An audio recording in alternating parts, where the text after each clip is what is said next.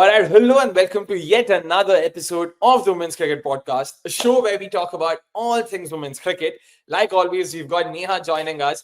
But before we move on, folks, पहले please comments में आप मतलब episode के end में that is अभी जाके comments में बताने के लिए कुछ नहीं होगा. But once you've seen the episode, please give us your thoughts on what you've made of the games. Do let us know if we've said something wrong. Do let us know where we've goofed up, or do let us know if you agree with us or disagree with us, jo bhi ho. But please spam us in the comments. This is a sincere request from us.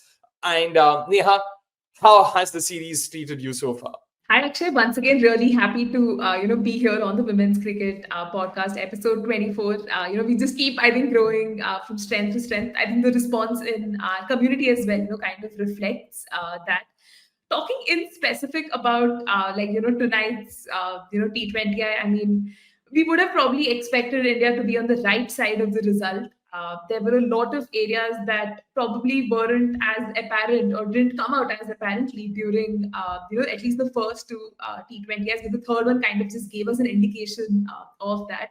I'm sure the players themselves would be obviously feeling a lot of emotions, but for us fans and even armchair critics, it's just a very difficult loss to fathom because India was on course to win for the better part of the match. It's just in the fact and that really things did not work out for the better. But I think as the discussion progresses, we can probably put the loss in perspective. This again doesn't take away from the kind of performance, right, that India has put throughout the series, leading it 2-1 as we speak right now. So yeah, I mean, this is one of those tough pills to swallow, but definitely a lot of learnings. Lot of learnings for sure. I mean, if you look at the result, of course, like Neha said, series se pehle agar koi mujhe bolta heading into the fourth game in Manchester, would you take 2-1 as a scoreline? I would have happily taken it. So that way, yeah. But considering the kind of position they were in, during the third T20I, they will be feeling very hard done by kya kar diya humne. In fact, hard done by at least makes it sound, what, they were probably unlucky. They weren't. They had the game well and truly in their hands and they botched it up, to be very blunt about it. But I must say, Loki, because I was at the venue, I was low-key rooting for the English. I was wanting to see England also fight back because of multiple reasons. Least of which, of course, being कि यार अगर England यहाँ पे हार जाते, the last two games would be dead rubbers, and I did not want to see that. I'm pretty sure none of the fans would have wanted that. It would have also, in some sense, made the performances in those last two games a bit moot कि यार ठीक है, मतलब जीता हुआ series या हारा हुआ सीरीज में उन्होंने अच्छा किया वैसा type. So now with the series in balance, there's a lot more to play for. So it only sort of makes it a lot more exciting for us. And now that we have a good 4-5 day break before the next T20, I hope that both teams would be rejuvenated. They will come up with better plans because that is something we'll have to talk about. Let's start with Team England first. 3 T20Is played. Nat Brandt, of course, captained the first 2 T20Is, did not feature in the next one and won't be featuring in the upcoming in the remaining 2 T20Is as well. That is a very unfortunate miss, a very big miss even for England, arguably England's best batter. And even though she wasn't bowling, just her as the batter would be and will be missed going forward. But what won't be missed about her is her captaincy. If anything, I'll have to say Tammy Beaumont, the way she led her side today, also played a big role in England going over the line. I don't mind going as far as to say, like in the last 4 overs, for instance, Team India, they needed about 36 in the last 4. And I remember thinking, Wong will bowl 2 overs. Sophie's got 1, Lawrence got 1. Invariably Wong, because of the end she was bowling from, she would have bowled the 17th and the 19th over. Now 18th and 20th had to be bowled by Lauren and Sophie. And if you were aggressive, if you wanted to be proactive, then you would have given Sophie the 18th over, which is what Tammy did. In all fairness, I have a feeling had it been someone else, and you know who someone else is, I think Sophie would not have been used then. And her not being used then would have meant Lauren Bell coming in then, which could potentially have led to more pressure on the other bowlers because India might have managed to score some runs. And because Sophie Eccleston managed to put the lid on that pressure cooker that it was, Izzy Wong was the beneficiary of it in the next over. She managed to get Richa Ghosh out, and from there it just went pear-shaped for India. But Neha, after this sort of long prelude, Nat Brandt missing out, it's a huge miss. Absolutely, Akshay. I think Nat Brandt, right? When you look at her in isolation as the kind of batter she is or the bowler she is, brings in a lot of value to that England setup. So her missing out because of a groin injury did, come in as a massive shocker, especially knowing that your team is trailing 0-2 in the series, and there's obviously a lot at stake in this third T20. I'm sure, sitting out must have been the hardest decision for her. In fact, just before this match as well, right, we just got in the news that she has stepped down as captain from her 100 side as well, which I think a huge section of fans were quite happy because, they kind of haven't enjoyed her captaincy as well. But I mean, just talking again about the captaincy part, I think it's too early to judge, right? I'm sure we've seen her performances in franchise cricket. We have a small sample size, in her England days as well. Again, this is someone who's trying to find their feet as the captain. We have to be empathetic and kind of give her the space to find her footing, right? Because international cricket is very ruthless. There isn't a lot of room for error, and this is the Charlotte Edwards era as well, right? So taking all of that into account, I wouldn't be too harsh on Nat Silverbrunt, because at least individually she's still stepping up and doing her thing. But maybe tactically there are still some areas she can probably iron out and work in a better direction. Even just coming to today's match about Tammy Beaumont, right, as the stand-in skipper, it was probably much more of a reflection of how the bowlers stepped up, right? Be it the likes of Lauren Filer or Lauren Bell, who, by the way, was clocking some mad speeds today. Like, I think Hypercourse brought up this, interesting observation that, I mean, all of them were like 123 kilometers per hour, like average, which is the fastest in women's cricket. Game, which is again amazing. So I think again the way Tammy Beaumont was kind of using her bowlers was, I mean, credit goes to her, but also to the bowlers, right, who just keeping their calm. I'm not sure Akshay if you saw this, but on the broadcast you could see how calm Issy Wong was. Like, there was not even one shred of like doubt, that she was so confident in her abilities to kind of deliver and do the job. Now, mind you, this is the same bowler who was not given that kind of opportunities under John Lewis, was often used as scapegoat or like dropped, and was a lot of things were happening here and there. So this is again an England unit that kind of believed in themselves. At I think we will talk about also how they were 137 for no loss at one stage, and then limping to 171 for 9 was very bizarre. Every time you could see the camera panning to Charlotte Edwards and her giving like the most like neutral look. If it was any other Indian coach, they'd be absolutely losing their calm. But this was Charlotte Edwards. But long story short, I mean, Natsuva's captaincy again does come under the scandal. But again, I think the sample size is too small in international cricket to kind of make the deduction that she's like outright bad. And for Tammy to step in and do a good job, I think was still something commendable. I mean, just to close that conversation out, sure, I mean, we can give her the benefit of doubt. Our sample size shota, but we cannot discount the fact that she has been leading Trent Rockets for the last 4 years, or she did lead them for the last 4 years in the 100. Mumbai Indians maybe thoda bahut, like about 4-5 games when Harman wasn't available. We saw her lead the side, not with great aplomb, to say the least. Neha, you mentioned Charlotte Edwards, the Lottie, as she's fondly called. Unka kya laga hai? Because the kind of selections they went ahead with today, do you think someone like M. Arlit would feel hardened by? Because I don't think she'd done too many things wrong, but you saw a host of changes happening in the 30-20. Sorry, apologies if I keep saying today. The game's already done and dusted. But talking about the third game, there were 3 changes there. You saw M. Arlit go out. You saw Lindsay Smith also go out. And of course, Nat Silverbrunt also, because of the injury, had to walk out of the side. In came Charlie Dean. We were talking about her, making it because you need a proper off spinner and great matchup option. Unfortunately, Lindsay Smith herself did not have the greatest of games so far. Then they also went ahead with Izzy Wong and Paige Cofield. Finally, she also got a game. But yeah, with the kind of changes they went ahead with, like in general, what have you made about the whole Lottie Nat era? Sure, Nat in the game nahi khela, but West Indies series, it looked very hunky-dory. Everything seems to be working for them. And suddenly they've gotten a very, very, very harsh reality check here. Yeah, actually, I mean, a lot of points to unpack here. Talking about Charlotte Edwards herself, I mean, she's a celebrated coach. We've spoken enough about it in our previous conversations as well. I think she's someone who keeps things really simple. She came into the philosophy of, rewarding players who have done well in the domestic circuit and just give them opportunities up front in international cricket. Now, when you hear this theory, you feel, yeah, I mean, it could actually work out really well, because, that way at least the domestic players feel, boss, we're doing something, we're actually getting rewarded for it. But then probably that jump, right, from domestic to international can be quite massive.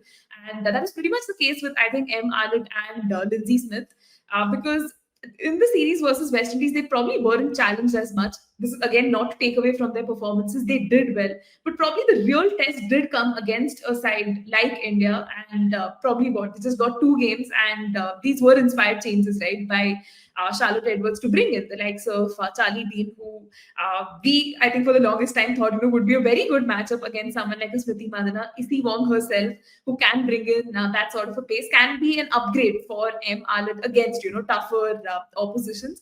So obviously these players would feel bad that, hey, we were actually doing well in domestics and we got a chance to play against uh, a side like West Indies, but now against India, a few bad games, we're just out of the reckoning, because you also have someone like Sophie Eccleston, right, who was kind of rested, took that mental health break, is, back into the setup, but then, two matches, she didn't have the best of the possible runs with the ball, but again, came so good in the third T20. You kind of need that backing as well, which probably these players will feel, that they didn't sort of get.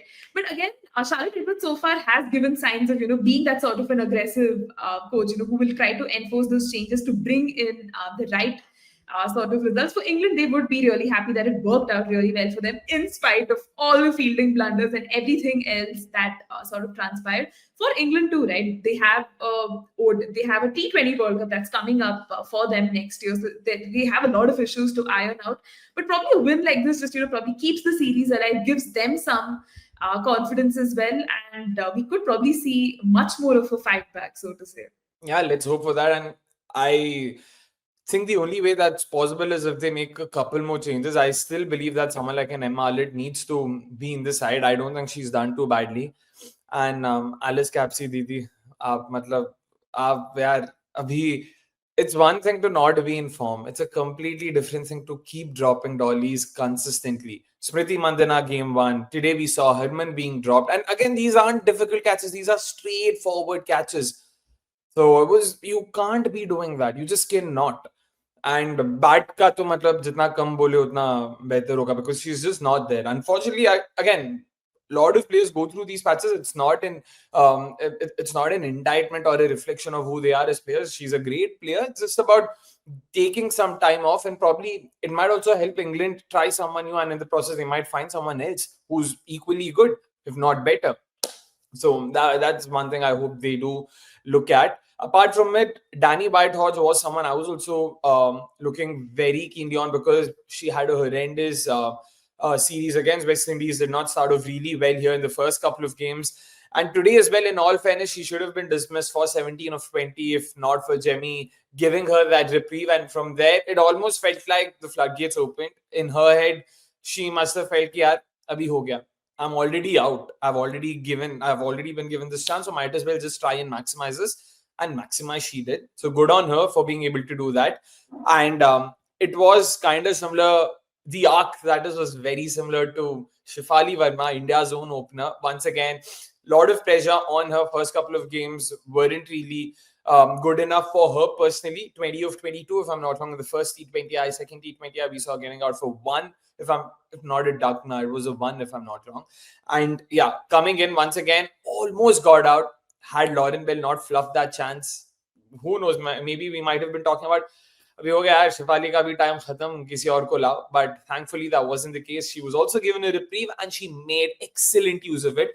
Some of the shots, यार, तो Shefali Verma, I can really wax eloquent. Let me sort of bring in the inner Shakespeare. But yeah, bhai, Gazza player and lot of risk. People talk about her being a powerful player, which is true. She's got a lot of power, but she's unlike most power hitters. She's not someone who uses her muscles or her elbows. She's very risky even with the shots she plays. Like, especially offside mein, jab wo cover ke upar se marti hai, the way she just, it's all wrist, not hands, nothing. It's just wrist. Just the way she sort of, molds her wrist. She's got, matlab, very flexible. So good on her, good on her genes, I guess. But the way she used them clearly showed that that is Shefali in full flow. And I hope that she's able to kick on from here. This was a very good start. 47 if I'm not wrong, but fingers crossed she'll be able to go one up and do some really good things for Team India, because Team India is much, much, much better with a fully fit and raring to go Shefali Verma. That goes without saying. But apart from that, of course, Neha, India 2-1 surely, but काफी कुछ चीजें हुई हैं. Let's start off with the goods. What have you liked so far of them? Yeah, so just to quickly add on a common thread, right, that kind of ties England and India together is the fact of the struggling openers, right? Danny Whitehorse, for the longest time, is the most experienced customer in the England setup, but hasn't been able to perform. We saw that kind of struggle persist from the West Indies series on to this one. But again, this is the kind of ground, the oval where we have seen her score runs a plenty. I think on comms, they were just kind of rooting for a Danny Whitehorse comeback, so to say. And in spite of the opportunities she got, she kind of made it count. A very scratchy start with Sophia Dunkley, but then she just dug deep, and that knock kind of reflected.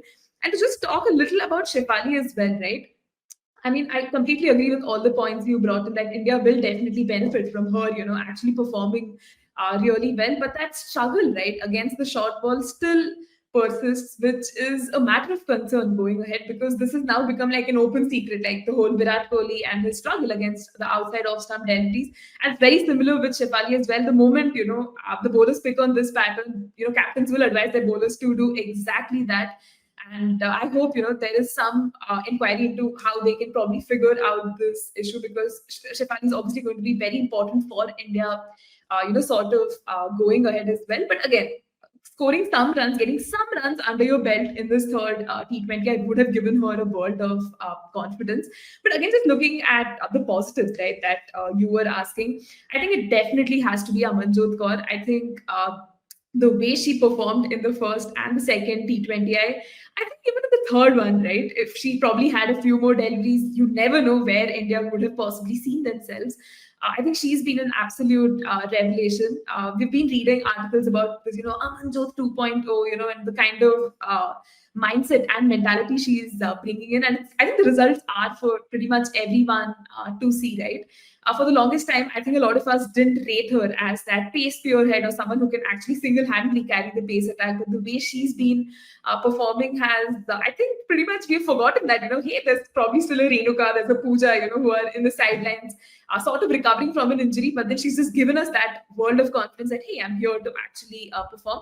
And I think this again takes me back to a point that we were talking of how India can actually keep her in the scheme of things for the 2026 T20 World Cup as well. And her performing well is very, very important.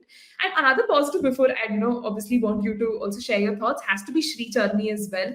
Again, the first two T20, she was brilliant, right? I think the way she was just extracting so much from the surface, getting those wickets, all of them were again not wickets that just came like that when England was committing errors and that's how she got those wickets. They were very tactically thought of, and because she was a debutant, they probably didn't read enough about her or study her enough. Probably that just threw them off a little. But I think she was just fantastic, a real big positive, considering how India does a lot of musical chairs with their spinners, specifically their left hand.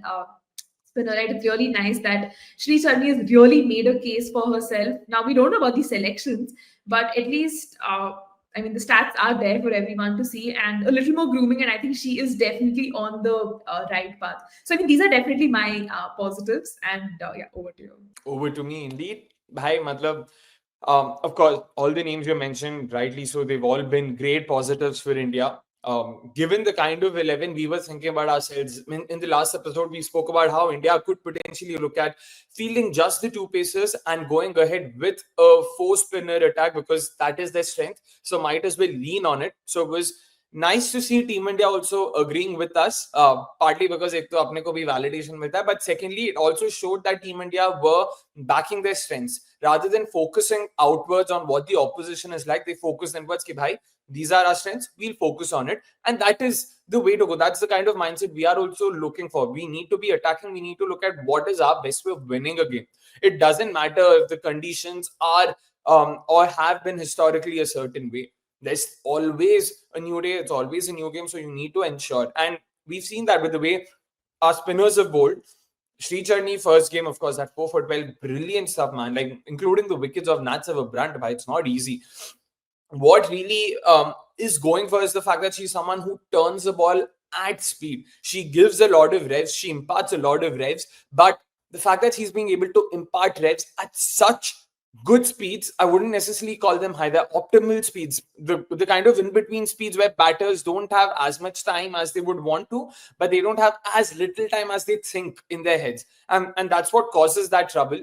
You see some of the wickets in the second T20I, especially the one that happened in Bristol, you could see that batters were clearly beaten not just by the turn, but by the fact that they were the revs that she got. It led to a bit more bounce. It just kicked off, and that's where batters were slightly taken aback. They weren't entirely expecting something like this. Make no mistake, Bristol, the surface wasn't some as a rank turner or something, and for her to be able to extract something like that shows that this is someone who's got the skills.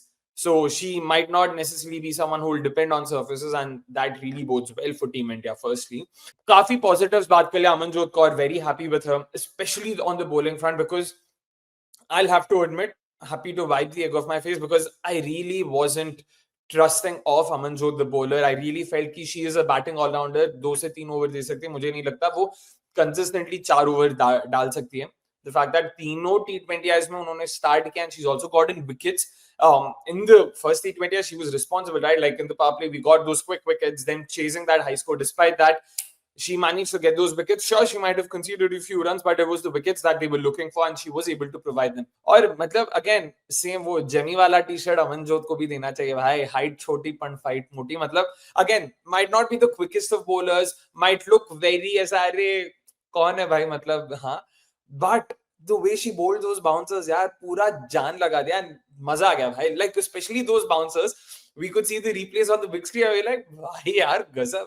And I must say, she's got a rocket arm from the outfield. There's a clear reason why power play में दो ही fielders बाहर हो सकते हैं. One of them is usually Smriti. Radha, I thought in my head would be the other one, but it's Amanjot. It's been Amanjot through and through. Radha's usually fielding in other hotspots within the circle, presumably because her catching is fantastic. But Amanjot's rocket arm, that was also really something to watch. Arundhati Reddy, very underrated. She's actually done really well. Has done a good job of containing, ensuring that she's not conceded too many runs in each of the 3 T20Is. Might not have picked as many wickets as she would have wanted to, but she's also been a tad bit unlucky in terms of the fielding and all of it. And apart from that, she's bowled really well. So very happy for that's another name I'll mention. And बाकी तो expectations के हिसाब से more or less. Smriti Mandhana, of course, sure, if you want to include her as well. I know Smriti's turn, it's her first T20 at Anisa, but यार Smriti Mandhana, मतलब ठीक है. I like, if anything, we'll probably be doing a disservice to her by talking about her separately. We are expecting her to do good things. She's done good things. So, Smriti Didi, best of luck. But now, sort of coming a bit more to the realism side of things, I will also be a bit harsh.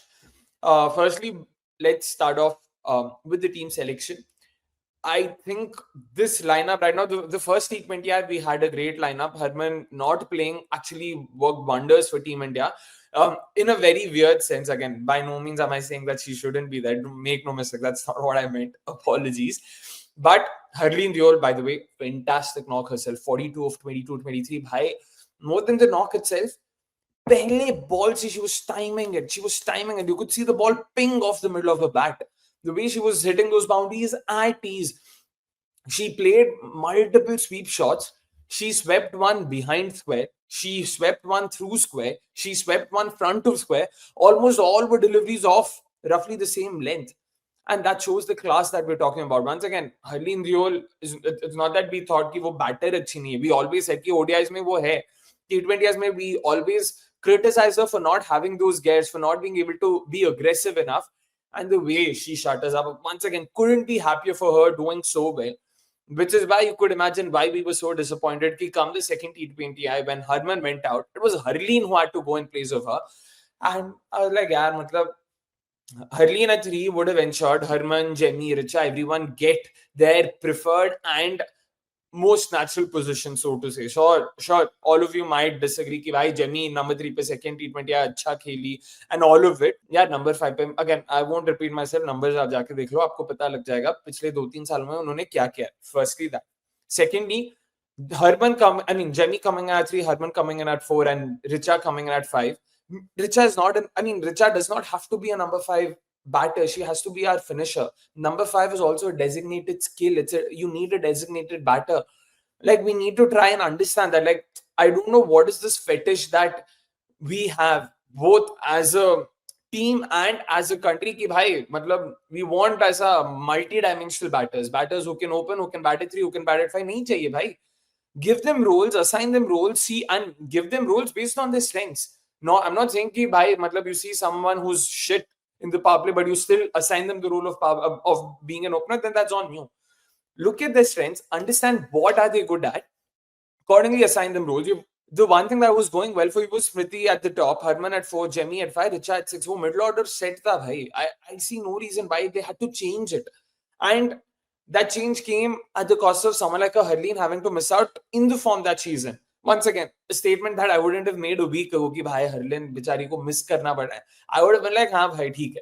But the fact that now she's shown कि she's got that intent, she's particularly in good form, तो भाई उसको मौका दो. Make hay while the sun shines. She's in good form. Let her make as many runs as possible, because that would invariably lead to more victories for Team India. So that's where I'm coming from. That was that. And secondly, the player who they retained, because of which Harleen had to go out, was Radha Yadav. They wanted that extra bowling option. So, which is why we had 4 spinners and 2 pacers. But yeah, Radha Yadav, in all fairness, once again, her bowling has hardly inspired any confidence in me. Sure, she might have been amongst the wickets. Great fielder, by the way. Maza aata hai unko fielding karte hue dekhna. Like, always happy to throw herself around the field, or is always around the ball. She's a very busy fielder that way. But yeah, bowling, first of all, her bowling has also led to other cascading issues. Because she's a left arm spinner and England's flooded with righties, Harman and even Smriti in the first game invariably went to Radha Yadav ahead of Sneha, which has meant that Sneha has always been overlooked. You see, across the 3 games, Sneha has underbowled. That's how I look at it. You can talk about matchups and this and that, but nahi bhai. And that's where I still think there's a lot of scope for this 11 to be better. Just bring in someone like a Harleen Deol to replace Radha Yadav. It strengthens your batting. And then you see how it works for you. Yeah, where are you on this? Like, agree, disagree? What are your thoughts? Yeah, Akshay, I think you brought in some really valid arguments there. And I think just today I came across this stat, about Harmanpreet Kaur, that, she just averages what, like 20 odd something, and she has a strike rate of like 106. Now, this is against your tougher opposition, say the likes of Australia, England, and New Zealand. She just has that 130 plus score. I think this is something that definitely has to be taken into consideration. Again, no disrespect to all the efforts that she has put in for India in the past, because there are a lot of fans, who feel like, hey, she's someone who has done it once, versus Australia back in the 2017 World Cup, that 171 not. We know she is capable of that, but it's also important to take cognizance of the fact that the past year or so, her strike rate hasn't been up to the mark, right? In fact, Akshay, just look at the third T20 itself, right? When we were seeing, Smriti Mandana getting dismissed, you still had Harman and Richa at the crease, right? These are proven finishers who have done really well for their respective franchises in WPL as well. Yet they couldn't, take India across the line, which is an indication of where things are, right? And it's easy for us to, kind of jump to this conclusion that, hey, probably India is better off without Harmanpreet Kaur. And this is not a fleeting thought. This is again coming from data that is proving that, she hasn't been performing up to the mark. And if she was probably, not the captain, would she still, be a part of that team? Which asks a very big question. And again, defending Harleen here a little bit with respect to how well she performed in that first T20. And there's again another very interesting stat that this was probably her best strike rate, in her T20 career so far, which again tells you something, right? There is conscious effort to actually improve. And even just looking at Harman's, that post-match conversation with the broadcaster, she brought in aspects of the due coming in there, about trying too hard to get those boundaries, but it not really working out. I mean, as a captain, you'd expect her to, kind of take the blame on herself, not, be very defensive or use words like, we are doing this and that. I'm not going to get a lot of flack for this, but, had to say it because you'd expect something better from your skipper as well. So somewhere, if Harman is not a part of India's plans for that next T20 World Cup, I wouldn't be entirely surprised, because the team is still doing well without her, right? But considering that, she's a part of the plan and all of that, probably bringing in Harleen Deol and not having Radha Yadav would add more sense in this combination. Plus, India has to think in a way where you're planning ahead for that next T20 World Cup as well. And even with Jenny being used as a floater, right, at 3, at 5, it just causes a lot more confusion than helping in any way. So I hope there is some introspection in that direction. And even Richa's numbers, right, when you look at the last 12 months internationally, she hasn't had the best of the strike rates. I remember reading a stat that was somewhere in the 60s, which is again not reflective of her abilities, but probably that change in the batting stance has caused some sort of dissonance.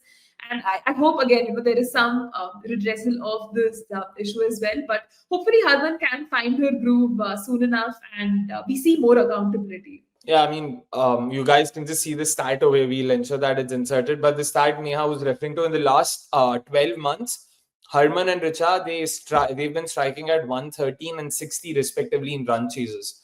That just goes on to show. I mean, those are abysmal numbers for people who are supposed to be our designated finishers, let alone batters in the Indian batting lineup. So let's hope they are able to correct those numbers. And they're too good. I mean, both of them are too good a batter to be able to, not come over this and all of it. So yeah, rest assured they'll be able to do that. The other thing that you mentioned in terms of the 11, the downside to, say someone like a Harleen replacing Radha is that means Team India will have only 5 options. Now, that's why, once again, just thinking out loud with Neha, how about then they look at promoting Amanjot at number 3? She becomes that proper all-rounder for us. You have Harman, Jemmy and Richa at 4, 5 and 6. Amanjot ko upar use karoge, which means you'll have now a bowling option in that top 6. Our biggest problem right now is the fact that we don't have any bowlers in the top 6. By doing this, you are able to solve for it. You're also ensuring that Amanjot gets to bat a bit more because she's really shown कि भाई बहुत potential है वहाँ पे. Be it arresting collapses, be it getting quick runs, cameos, or be it even finishing games. WPL और यहाँ दोनों मिला के, we've seen her do all of these different roles, to great effect. So let's hope that she gets that chance, and I think she's done enough to deserve and merit a chance over there. Then at 7, 8, 9, 10, 11, you can use multiple other options, and you can have 5 bowlers there. Anyways, you can use someone like a Shriyanka, like Neha just mouthed, or else if you want an out-and-out pacer, you can Renuka Singh Thakur when she becomes fit. You can have Deepthi at 7, Sneh at 8, Arundhati at 9, Shree Charani at 10, and you've got Renuka Singh Thakur at 11, and I think that's a more than decent pace attack. You've got Renuka, Arundhati, and Amanjot Kaur, and then spinners, we've got Sneh, Deepthi, and Shree Charani. That's 6 very good bowling options that you have. So that is in the long term when Renuka is fit. If not Renuka, when Kashvi comes in or whatever it is. So whoever that option is. So that 11 player essentially is like a joker for you. I mean, for those who play Teen Patti Rummy and all, you'll understand what I mean. Matlab, you can do whatever you want with that. You've already got 5 bowlers. You've already got 6 batters. Now with that 11th player, you can either bring in a proper all-rounder, get some more batting depth, and also get an additional bowling option. You can look at just going for an out-and-out bowler to strengthen your bowling attack. You can go for another batter if you think that the bowling is already good enough. Now apne ko batting strengthen karna. So I think that there are better options. Maybe not necessarily right now in the squad, but in general, to hai options. Squad mein jo hai, Harleen, I think should very well be used right now. Maybe Amanjot at 3 in this series itself might not be possible because I can't think of too many other all-rounders right now in this 15 who can be used. So given that, maybe not right now, but hey, going forward to try definitely kar sakte hain. Neha, Amanjot at 3, yay or nay? I mean, first when I heard it, Akshay, my mind was absolutely baffled, but I kind of see the merit in where you're coming from, right? Because again, the moment you have Amanjot coming in, and it just opens up another slot, and probably you can experiment a lot with that playing 11. This is again taking into account that Renuka will come back and will be the scheme of things, once she's back as well. It just gives India that sort of flexibility and more options. So again, nothing more to add here. I hope India at some point does consider this, because right now I think they're looking at Jenny at that number 3 sort of position. But if they feel she can be a better servant at number 5, then I think using Amanjot at number 3 wouldn't be that bad of an idea. We did see an indication of that again, with her knock of 63 as well, right? So I hope we get to see a lot more of her, chipping in with the bat as well, and let's see how that pans out. Of course, we've not spoken about the games individually. We have the scorecard, so let's just show so that apne graphic designer ko hum pe gussa na aaye. let's just start तीनों games हम लोग थोड़ा just briefly wrap up कर लेते हैं, and from there we can probably end the episode as well. Yeah, starting off with the first T20 and the way it happened, Smriti's 100 सबको याद रहेगा of course, but scorecard देख के क्या लग रहा है? What did you make of this?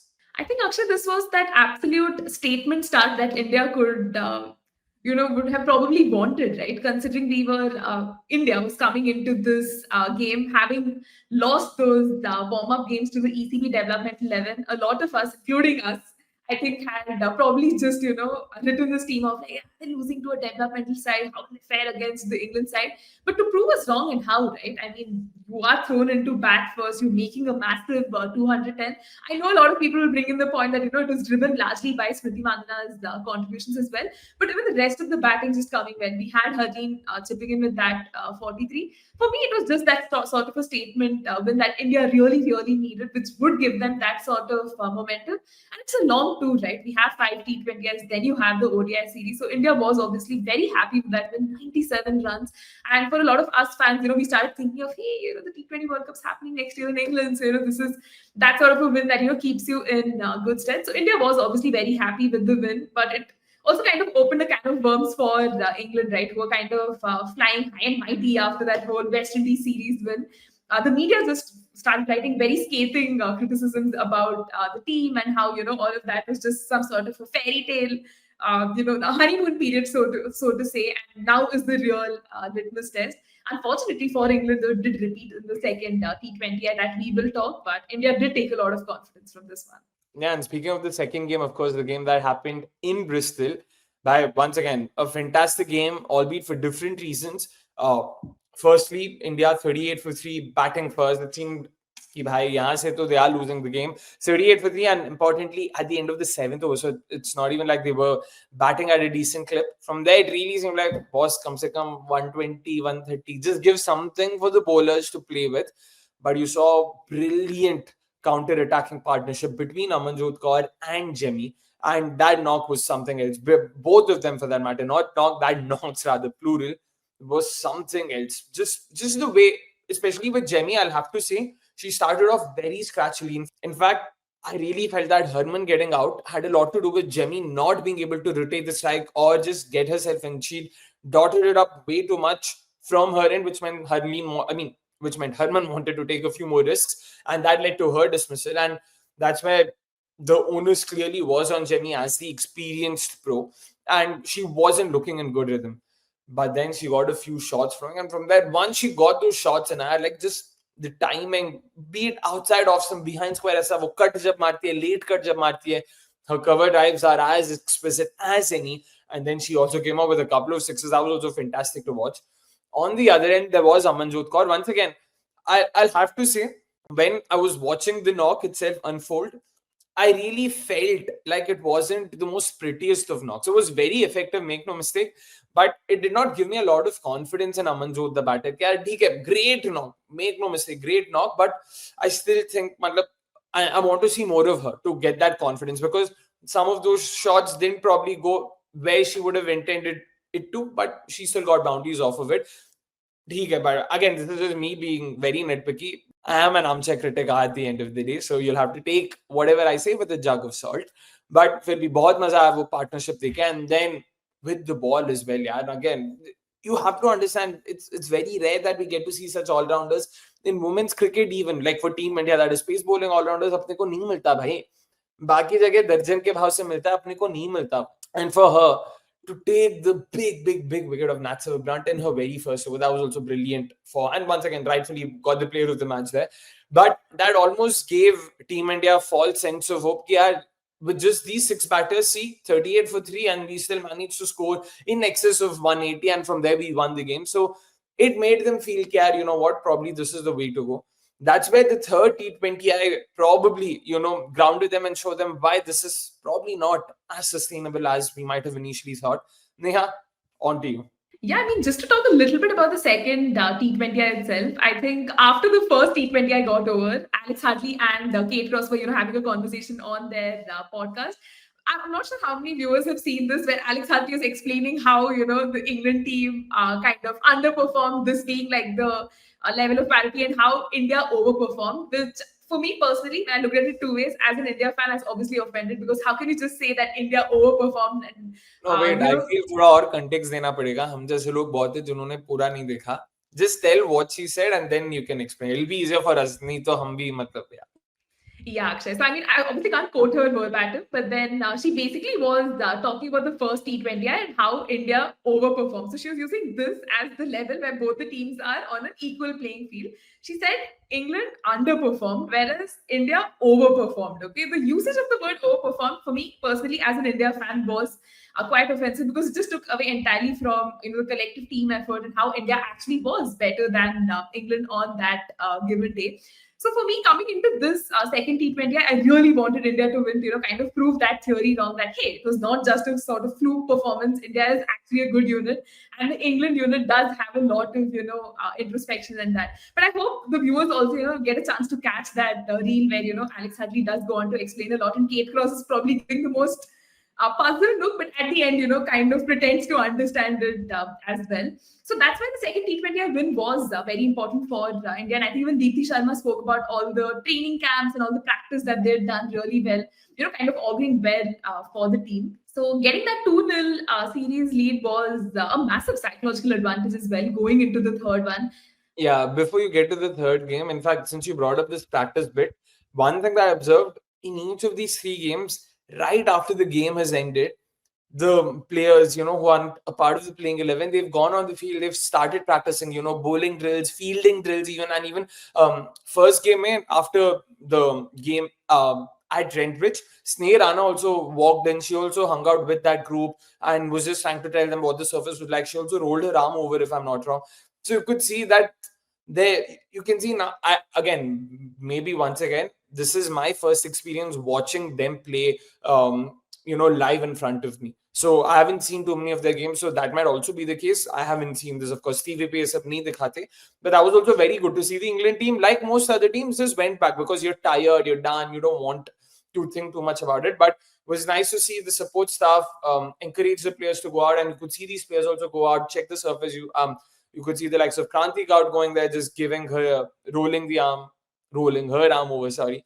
So बहुत मजा आया वो देख के, and yeah, on to you, of course. Oh, sorry, one more thing before I forget. And you mentioned Alex Hartley. I see Alex Hartley and I raise a Lauren Winfield Hill.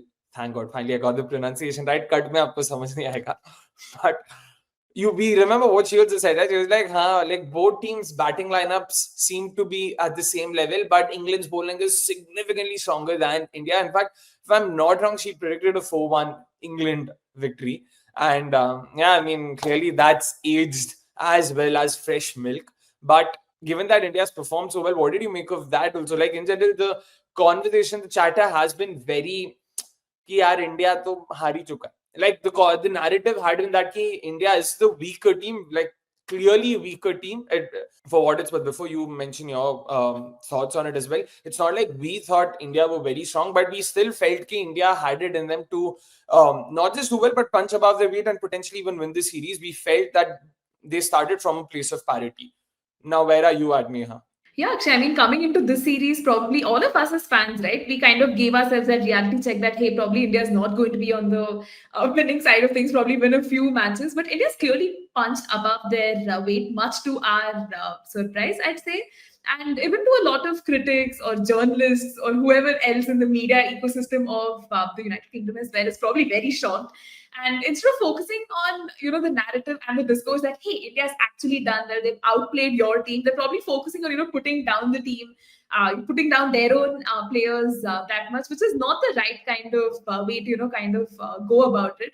I'm not sure if a lot of our viewers have also seen this, but some of the journalists there really write scathing articles and criticisms, and their sample size again very small. Kind of make those deductions rather than actually focusing on what India did well. It's always our team didn't do this and all of that. And just another unrelated point, because I'm anyways going on a tangent here, has to be the commentary too, Akshay, because you've had the privilege of going to the stadium as well. For us lesser mortals who are watching the match on broadcast and on streaming services, the commentary, interestingly, just features former England players. It has like Simon Dool, and like literally there is no Indian representation at all, which just makes it very difficult to understand as to why. I mean, We I did have know. an Indian representative who like the less said the better. पता है ना कौन? Yeah, let's not take names. Yeah. We did have that sort of that Indian representation. A lot of I people think that did did bash more that. that did more harm than good. Sorry, I have to cut you in between because But Akshay, again, I heard yeah, some of the big man's takes. Great voice, great baritone. I'll give him that. But some of the takes was just like, what?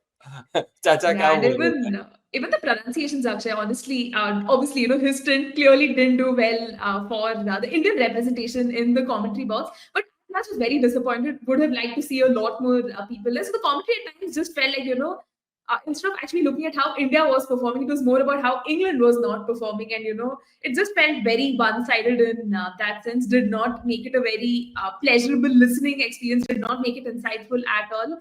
And yeah, I don't know. I just had to bring that point up about how, there is obviously this whole aspect that is not taken into account. And yeah. I mean, since you're the only true Team India fan between the two of us, all I have to say is no. मतलब across genders, formats, सब like you're a proper true Team India fan ना. जो भी हो, अगर India खेल रहा है तो you support India, right? हाँ, तो बस. I guess this is where I'll have to say that now you understand what other team fans feel when they have to watch Indian broadcasters. So, मतलब वो क्या बोलता है बंदर नहीं अब आना ऊंट पहाड़ के नीचे. That's the muhavra I was going for. But there you go. हाँ, sorry. Now finally coming back after all these multiple digression, हमने ring road बनाया, outer ring road बनाया, outer ring road बनाया. अभी destination पे पहुंचते 30-20 Neha, up to you. Yeah, I think the lesser we talk about the 30-20, the better it is. But I think it really helped the series at large, right? I mean, had India won this game, probably that sense of complacency would have crept in, and we would have probably seen India do very bizarre things, which is not the way to go. You'd ideally want to treat these games again as practice to acclimatize, make notes, so to say, of all the conditions and what to expect for that next T20 World Cup and how to figure that in your scheme of things. India again, unfortunate that we find ourselves on the wrong side of the result, losing by just what, a very minuscule margin of 5 runs. I think again you just see the discourse on like social media, Twitter particularly. It's again about how Harmanpreet Kaur couldn't take India across the line. We were at a very comfortable stage in the match. You would ideally expect your experienced pro to do that, but then it just felt like she was trying too hard. England was just being very smart with their line and length. Even the usage of the back of the hand deliveries, the slower ones, was just super duper impressive, right? The comms were talking about it a fair bit, but Harman just, wasn't able to adapt as much. And even the running between the wickets after a point just felt, like, yeah, this is not going to happen. The target just feels way too out of hand. I hope India will treat this loss, quite seriously. It's just not an aberration. And, there are some areas that definitely need to be taken into account because, hey, this was a situation where you were chasing. You would expect come out better. You will not be batting first in all of the situations. And even just talking briefly about India's bowling too, right? Especially in that power play phase. And the part where, Danny White Hodge and Sophia Dunkley were just going like bonkers, like 137 for no loss. It really felt like, they could have actually maximized a little focus on India's power play bowling, which is not quite up to the mark. But eventually we saw, how Deepti Sharma and Arundhati Reddy, kind of entirely tilted the match in India's favor.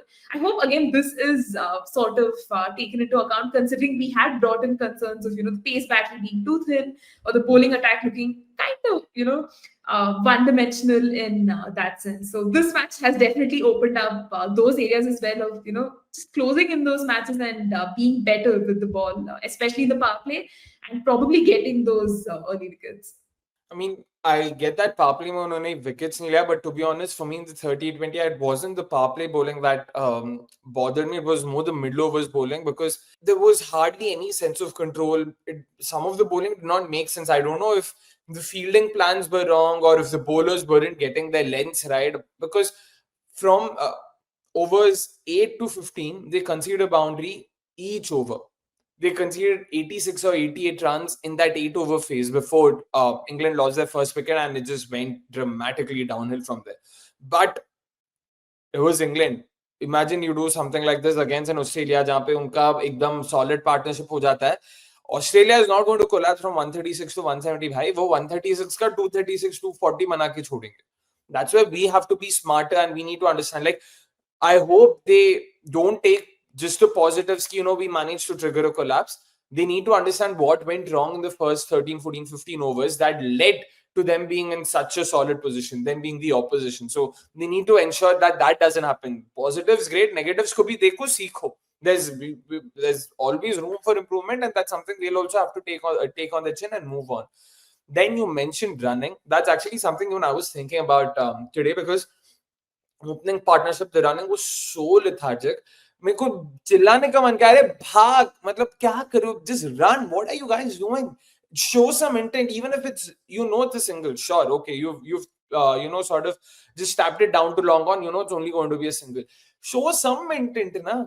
Just, you don't know what might happen. There might be something funny that happens. कुछ भी हो सकता है. Why are you just not showing any intent whatsoever? So I was initially blaming Smriti and Shefali. Then Shefali got out, and immediately I see Smriti running like a hare with Jenny. And that's where I realized maybe Smriti is one of those. If the partner is someone, if she's running with someone who also runs, then she might, or she is interested in running, or she's willing to take those quick singles. Shefali, yaar, ek to fielding, matlab once again, na ke barabar. वो I don't know क्या, मतलब उनको ऐसा क्या, like दुनिया का बोझ उनके कंधे पे है कि क्या हो रहा है. झुको ना मैडम, मतलब बॉल पकड़ो, क्या कर रहे हो आप? Again, I am sorry, I know I sound very crash. I mean the what I am trying to say is fielding करना है यार, फील्डिंग करना है बस. That is, you can't, I mean you might be a you might be not batting as well as you want to, but fielding is in your hands. These are controllables. You might get a fantastic route of a delivery that you get out to, you can't do anything about it. But instances like these can't keep happening again and again and again and again. And this is not the first time that we're talking about Shefali's running or her fielding. So that was something that I observed. Last bit before we conclude, we spoke about England's batting and captaincy and all of it. I don't think we touched upon England's bowling itself, which has been a shit show to say the least. So let's also dwell upon it before we wrap this episode up. Sophie Ecclestone finally amongst the wickets, like Neha mentioned up top. पहले दो T20 ऐसे में लग रहा था कि यार कहाँ है सोफी दीदी, गई क्या? Lindsay Smith, horror showing. Lauren Filer has blown hot and cold. M. Allard blown hot and cold. Izzy Wong, interesting first game.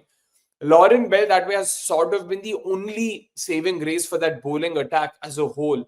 Neha, what do you think has gone wrong for them? Where do you think are they struggling right now? Yeah, I mean, I'm glad actually you brought this point up about England's bowling, right? Because just looking at the first two T20Is where they were at the receiving end, right? India scoring 210, 181. Obviously, doesn't reflect well on the bowling attack side of things, right? I mean, let's just talk about how Lauren Bell has been such a standout performer, right? Especially the first two T20Is. She was a class apart. The kind of line and length she was bowling, inducing the Indian batters to actually commit mistakes and get those wickets was just fantastic. Single-handedly was kind of carrying that England attack. And it was a tad bit disappointing, I'd say, considering we had rated her so highly after that West Indies series. Her domestic performances would have expected a little more from her. But again, this is a tougher opposition like India, so you would see things probably not work out as much. And even England, just with respect to their spin bowling side of things, right, it just felt like some of the options they could have possibly explored.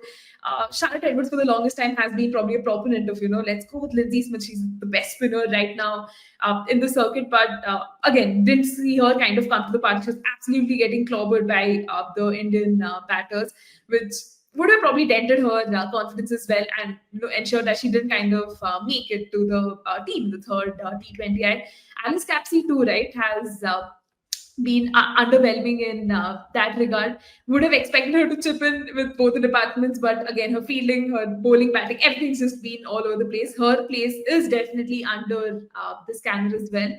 Charlie Dean coming in today, there was some expectation that hey, she'll be able to do something, but let's see how the series progresses. If she's still in the scheme of things. Lastly, to talk about Issy Wong as well, we have spoken about how injuries kind of, derailed her career there a little bit. John Lewis not giving her the long road, but nice to see her, on the back of again domestic performances, making her come back to this team. And today she really, really justified why she deserves to be a part of that setup. I will again go back to the point of, being so calm under immense pressure, bowling those. Slow balls as well, especially in the fag end of the innings. And she's trying to bowl it a little wide off because you could see, right, Amanjot was trying to step out a little bit and try to hit, which is so very smart of her. So Issy Wong definitely is in the scheme of things. And even Lauren Final has been doing well. Again, we've seen how injuries can be a massive concern for her. So although there are a lot of key components you'd expect, just as a unit they haven't come well together. Even today, right, had India not tried too hard to just slog, probably, England would have again lost the match, but probably due credit to how their death bowling sort of really stood out today. Hopefully, England will be able to figure out their combination because they're, again, not that bad of a team as much as people sort of make them out to be. Probably just being a little mindful about the selections will help. And they're missing, right, Heather Knight and Nat Subramanian. So it's, again, a young team, transition-ish sort of phase as well. So hopefully they figure their stuff before that next T20 World Cup. I mean, you've, I guess, put it up as well as anyone could have. Just to sort of add a bit more of whatever I saw in the game, matlab in the stadium, agar kuch tha. Charlie Dean, firstly, I don't think she bowled too badly. Just one of those days, Smriti got a few shots out of her. Same was the case with Jemmy as well. So I don't think she had too bad of a game. And even if she did, she completely redeemed herself with that brilliant blinder of a catch that she took towards the end. Rija Ghoshala catch. We really thought that catch was gone for all money, considering how many catches we'd seen being dropped over the course of the evening. And then we saw her just dive to her right. First of all, she ran a few yards, then dive to her right, managed to hold on to it. That was brilliant to watch. Firstly, the kind of athleticism we hope becomes the norm and not just an exception going forward as well. Now, maybe not right now, but in the near future, of course. I mean, you can't fault a man or a woman for hoping or dreaming. But with Charlie Dean, I'm hoping that now she will get a few more games. And Lauren Filer, she's not probably stitched together consistently good overs or consistently good spells, but individually उन्होंने overs अच्छे अच्छे बहुत किए यार. Like across the three games, maybe not so much in the first game maybe उन्होंने किया था यार. First game there was this one over where she also managed to get Shefali Verma out only later to be overturned because it had gone past the helmet and she not gotten any bat. That was also brilliant over. Second game also we saw at least two really good overs. It's just that she would go for runs in that one very expensive over and that would make you wonder कि यार नहीं ठीक है spell उतना अच्छा नहीं था. Today as well she had one bad over but she had two mind-blowing. Her last overs were so good.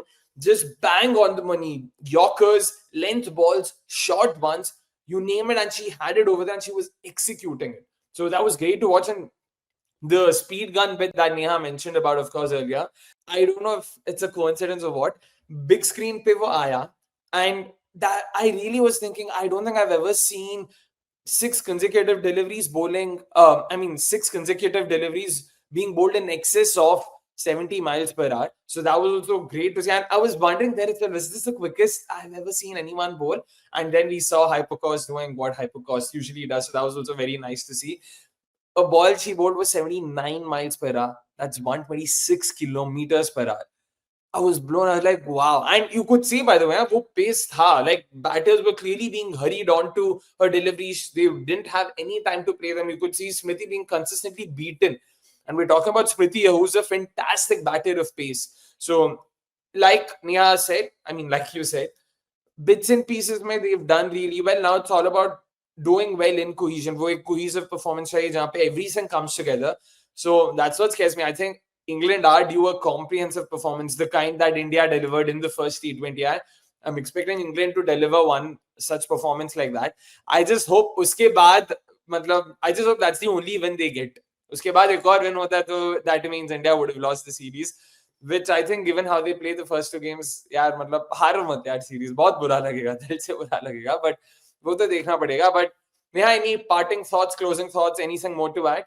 I mean, actually, it's been such a fun series so far, right? I think as Indian fans, we tend to get very pragmatic, we tend to get very negative and all of that. But India, being in the kind of position they are in right now, leading the series 2-1, you still have two games to go. I think there is a sense of confidence, there is a sense of belief, and hopefully that optimism will carry us through, and India will, kind of find themselves on the right side of the results. Hopefully, with their first ever T20I series win on English soil, because the last time we did tour England, we saw a very miraculous ODI series win. So hopefully, Akshay, you're the lucky charm, and India, kind of wins this T20I series. But all in all, just hoping that India can make the most of this series, right? Because after this, we have the ODI leg as well. India will have to, kind of figure out a lot of combinations. So will England, right? They don't have a great record, like in subcontinent conditions, but might as well, leverage as much as they can against subcontinent teams at home. So, you can at least figure out some combinations. So, all in all, we're definitely in for some really exciting matches internationally too. As we talk, there isn't a lot happening. So, yeah, I mean, the series is definitely a welcome respite from a lot of things. So hopefully it continues to deliver. Fingers crossed that that continues to happen. And until then, it's a goodbye from both of us. Thank you so much for tuning in. And like always, folks, please make sure yaar, like button the bado. Please comment, spam us in the comments, as many comments as possible, because the more you guys comment, the more the algorithm treats it better. So please do that. I know we haven't done this up top, and we should start doing this up top. यार हम लोग हमेशा end में करते हैं, but we'll save that for later. Until then, take care. Bye bye.